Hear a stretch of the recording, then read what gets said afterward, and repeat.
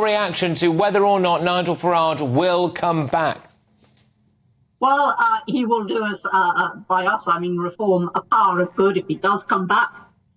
He will almost certainly send, our percentage, which in most polls at any rate is now well into the teens. He will undoubtedly add a few percent to that. He will invigorate the campaign. He will be a huge challenge to both Conservative and Labour. So I very much hope he does. But even if he doesn't, reform will now go full steam ahead. I mean, all that Sunak has done today, apart from apparently demonstrating that there's no such thing as an umbrella in Downing Street, all he's actually done today is to hand the opposition power 6 months before he had to. And if anybody understands that, I don't. OK, I mean, some people will say, look, Rishi Sunak has got inflation down to its lowest level in nearly 3 years. The economy's looking in better shape than it has done for a little while. He's also got the visa dependence, the number of people bringing family visas, I suppose you could call it. That's down. We're expecting the net migration figures out tomorrow. There's no way, I mean, touch wood, touch everything, there's no way they're going to be higher than they were last year or the year before. So maybe now is the right time. He's even got the EU singing to his tune over Rwanda. So is he going to get a better time than this? I think no time is good for him, quite honestly. You're there saying, that he's got inflation down and the economy is much better than it was when? I mean, during COVID, immediately after COVID, of course it's better now than it was then. And as for Rwanda, honestly, Patrick, I'm tired of hearing about Rwanda. Yeah. I'll believe it when the planes take off. Yeah, no, I think that's fair enough, to be honest, Anne, actually. Rishi Sunak started his speech today, Anne, in the driving rain, OK? Yeah. And he then decided to start it by talking about that time that the government locked us all down relentlessly and shattered the economy with some of the decisions that were being made there by the likes of Chris Whitty, etc. What a way to launch an election campaign. What did you make of that? Well, as I say, I didn't find that performance impressive on several levels. But if I were going into an election campaign, I would be talking about all the positive and what I intended to do. And I can only assume that he's rather short of those.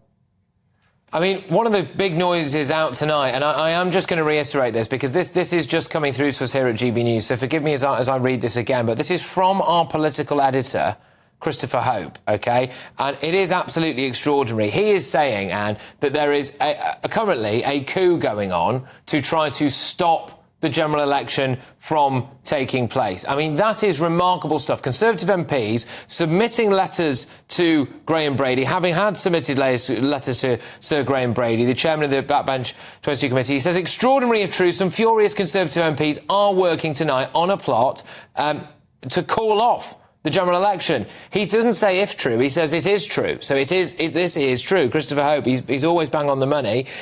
He's saying that they are desperately trying to stop the election. Well, I mean, first of all, you say it's remarkable. It should be remarkable. But it's so entirely typical of all the infighting that's gone on and all the undermining of Rishi Sunak's position that's gone on over, the last couple of years, that it's not remarkable at all. It's almost predictable. But it just shows you what an utterly chaotic circus they are.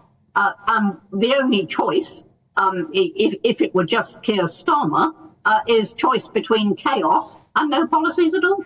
Yeah, look, let me stick with this breaking line that we're getting here at GB News from our political editor, which is there is an ongoing plot to call off the election. I think I might know why. I think we all probably know why. But here's how many seats each party is projected to win if the general election was held today.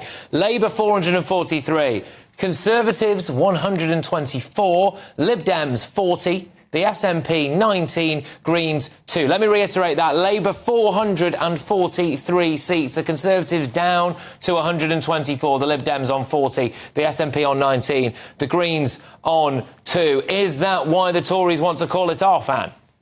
Well, almost certainly, because as I've said, he's just handing power to the opposition, 6 months before he actually has to. And so I can imagine that Tories who are about to lose their seats, lose their livelihoods, probably do think, well, we should have another 6 months. But, I mean, the idea that you can stop a Prime Minister calling a general election is far-fetched. So the majority for Labour there will be 236, apparently. My math isn't great, but that's what I believe it is. It will be a 236 seat majority for the Labour Party, which is apparently why now, if you are just joining us, there is an ongoing plot, apparently, to submit enough letters to Sir Graham Brady to call this election off. And with respect, this is the exact kind of chaos that when we compare this with the way that Sir Keir Starmer dealt with today's announcement. He was standing in a room, he had the two union flags behind him, he was dry, there was nobody shouting through a megaphone with him as well, and he had a very simple message, and it was a one-word thing on a plinth that just said, change. And I wonder if they've actually got that better than the Tories on this. Well, they may have got it better than the Tories, but that doesn't take much doing, does it? And Starmer doesn't offer change. Every policy, and I could go through them yet again, every policy that he's announced, he's reversed, sometimes in very short order indeed. He doesn't stand for change. Reform alone stands for real change. The question is, will people have the courage to go down that route? OK, and a lot of people will be saying now, and indeed, I do know a lot of Conservative voters that do say, with absolute respect, Anne, that there is no point bothering to vote for reform. We've had Richard Tice making his election announcement from what looked like a hotel room today. You are going to hand the keys to the Labour Party, aren't you? So what's the point of voting reform, Anne? Right, let me just spell it out. Vote Tory, get Starmer. Vote Starmer, get Starmer. Vote for real change, vote for reform, and you get reform. As I say, it's a question of people now finding the courage to do it. But the idea that reform is going to cost the Tories the election when they cannot beat Starmer anyway is just ridiculous. And thank you very, very much. That is Anne Widdecombe,